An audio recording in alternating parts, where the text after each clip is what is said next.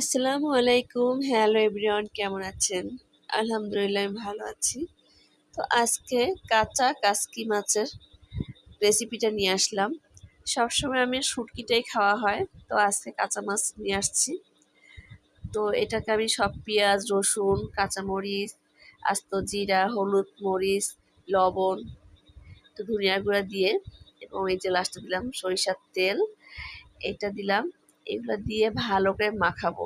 আমি চামচ দিয়ে মাখাচ্ছি, যে তোমার হাতটা কেটে গিয়েছে তাই আমি চামচ দিয়ে মাখাচ্ছি। হাত দিয়ে মাখলেই বেশি ভালো হয়।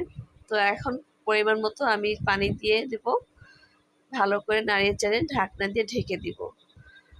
কিছুক্ষণ পরেই ফিরে আসব। এই দেখেন, আমার মাছটা প্রায় হয়ে আসছে। এতে একটু ঝোল আছে, হালকা হালকা ঝোল আছে, বাট আমি এইভাবে ঝোল খাই না, আমি একটু ভাজা ভাজা করে খাই।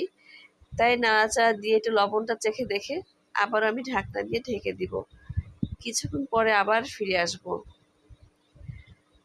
এইভাবে রান্না করলে পুরো ১ প্লেট ভাত আপনি খেয়ে ফেলতে পারবেন। মাছ মাংসকেও হার মানাবে। এই দেখেন, আমার রান্নাটা এখন হয়ে গেছে। দেখেন, যখন দেখবেন উপরে তেল উঠে আসছে তখন এটা ভাজা ভাজা এবং মাখা মাখা হয়ে যাবে।